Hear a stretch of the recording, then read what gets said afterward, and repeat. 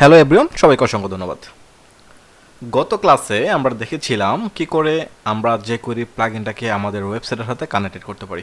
মানে হচ্ছে আমরা যে যে ফোল্ডারে কাজ করতেছি সেই ফোল্ডারের সাথে আমাদের jQuery প্লাগইনটা কানেক্টেড করতে পারি। মানে হচ্ছে আমরা যদি আমাদের ওয়েবসাইটে jQuery প্লাগইনটাকে কানেক্টেড করতে চাই তাহলে কিন্তু এভাবেই করব, যেটা আমরা প্রিভিউ ক্লাসে করে এসেছি। প্রিভিউ ক্লাসে আর কি করেছিলাম, প্রিভিউ ক্লাসে করেছিলাম একটা বাটন ক্রিয়েট করেছিলাম, যে বাটনটার সাহায্যে আমরা আমাদের বাটনটাকে হাইড করতে পারি, তাই না? হাইড করতে পারি, ডাবল ক্লিকে হাইড করতে পারি, ক্লিকে হাইড করতে পারি, মাউস এন্টারে হাইড করতে পারি, এবং মাউসটা শুধুমাত্র জাস্ট মাউস পয়েন্টটা লাগবে, মাউসটা যখন লিভ হয়ে যাবে তখন এটা আমাদের টেক্সটটা হাইড হয়ে যাবে। এই জিনিসগুলো আমরা দেখেছিলাম।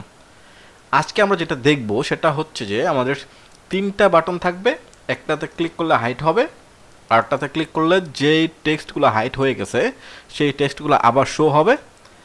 দেন আমাদের আরেকটা বাটন থাকবে, ওই বাটনে একবার ক্লিক করলে হাইড, আরেকবার ক্লিক করলে শো হবে। এরকম তিনটা বাটন আমরা ক্রিয়েট করব। তিনটা বাটন তৈরি করে তিনটা বাটনে আমরা আমাদের jQuery ফাংশনগুলোকে কাজে লাগাবো। সো দেখা যাক কীভাবে কাজটা করে। আমরা আমাদের আমাদের কোডগুলোকে আমরা নোটপ্যাডে একটু ওপেন করি, নোটপ্যাডে কাজ করার চেষ্টা করি, এখানে আমাদের দেখতে একটু ভালো লাগবে। নোটপ্যাডে নিয়ে আসি ওয়েব ফোল্ডারটা,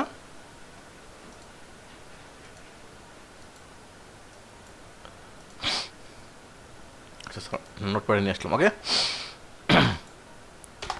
এখন এখানে এসে আমরা যেটা করব, এই পুরো স্ক্রিপ্টটা আমরা ডিলিট করে দিচ্ছি, পুরো ফাইলটা ডিলিট করে দিই। পুরো ফাইলটা আমি ডিলিট করে দিলাম, সেভ দিলাম। সেভ দেওয়ার পর আমি যখন এখানে আসবো, এসে রিফ্রেশ করব, দেখবো যে পুরোটা ব্ল্যাঙ্ক হয়ে গেছে। এখন এখানে আমি বাটন নিই, সরি,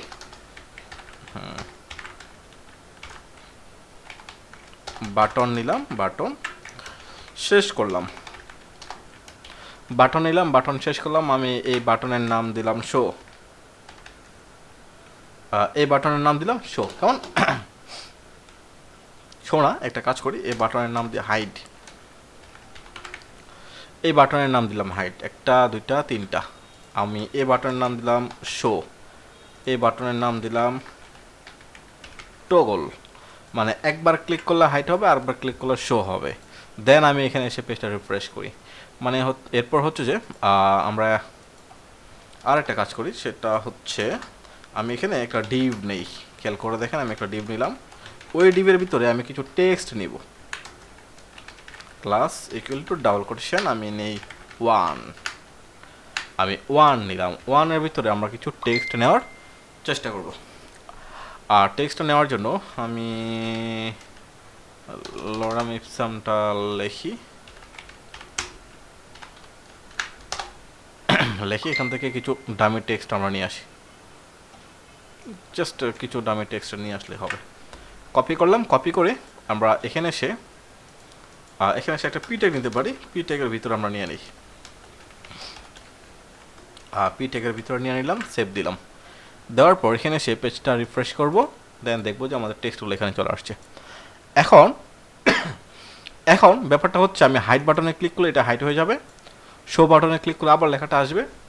দেন টগল বাটন হচ্ছে যে একবার ক্লিক করলে হাইড, আরেকবার ক্লিক করলে শো হবে। এই ফাংশনটা কীভাবে রেডি করতে পারি আমরা সেটা দেখব।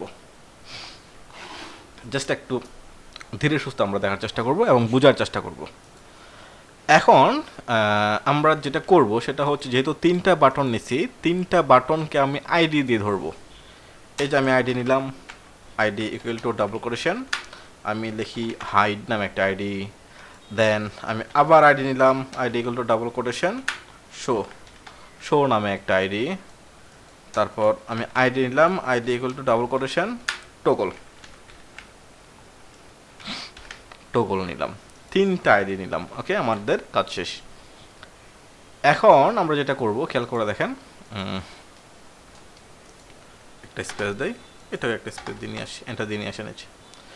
এখন আমি একটা স্ক্রিপ্ট লিখব,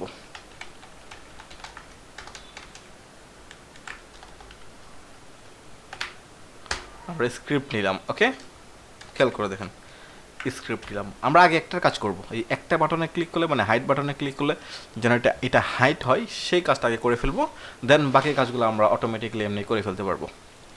তাহলে কি করতে হবে আমাদেরকে? একদম মুখস্থ, আমি একদম টোটাল একটা মুখস্থ সূত্র বলি, dollar sign first bracket document dot ready function, এটা নিয়ে আমাদেরকে আগে কাজ করতে হবে। Document dot ready, document dot ready function first bracket দিলাম, এটা তো সেকেন্ড ব্র্যাকেট, শেষ করলাম এটাকে। এইটার ভিতরে আমাদেরকে কাজ করতে হবে। ওকে, কি করতে হবে এটার ভিতরে? এইটার ভিতরে প্রথমে যেটা করতে হবে সেটা হচ্ছে প্রথমে আমাকে আইডিটাকে ধরতে হবে। এই যে আইডি আছে, আইডিটাকে ধরতে হবে। ওকে, আইডিটাকে ধরবো। আইডিটাকে ধরে এই আইডির মানে হচ্ছে এই বাটনটাকে যে ক্লিক করলে কাজ করবো। আচ্ছা, বাটনটাকে ধরবো আমরা। আচ্ছা, বাটনটাকে তো আমরা একটা নাম দিয়ে ধরছি, তাই না? আইডি নামে একটা নাম দিয়ে ধরছি, আইডি দিয়ে ধরছি। তাই আমি যদি আইডিটাকে ধরি তাহলে বাটনটাকে ধরা হয়ে যাবে আমার। সো প্রথমে বাটন আইডিটাকে ধরবো, বলবো যে ক্লিক করলে একটা ফাংশন ক্রিয়েট হবে, ওই ফাংশনের ভিতরে বলে দিব তুমি হাইট হয়ে যাবা। বুঝেন বিষয়টা? আগে আমরা আইডিটাকে ধরি, কেমন?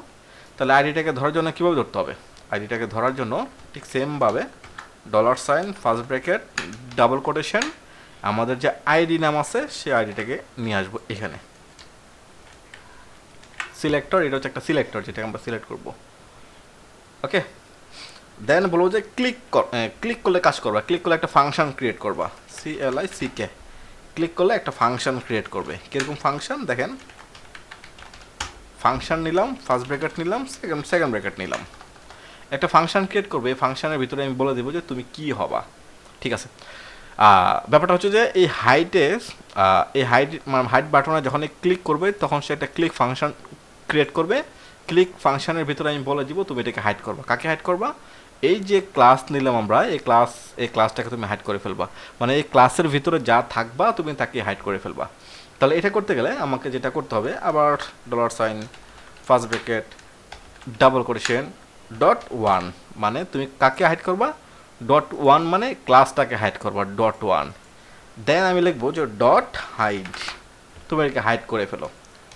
ওকে, ঠিক আছে, আমি একে হাইড করে ফেলি। আমি সেভ দিলাম, সেভ দেওয়ার পর পেজটাকে একটু রিফ্রেশ করি, দেখি কাজ করে কিনা। নিলাম, হাইড বাটনে ক্লিক করলাম, সে কিন্তু হাইড হয়ে গেছে। আবার রিফ্রেশ করলাম, আবার হাইড বাটনে ক্লিক করলাম, সে কিন্তু হাইড হয়ে গেছে। তার মানে আমাদের ফাংশনটা কাজ করতেছে।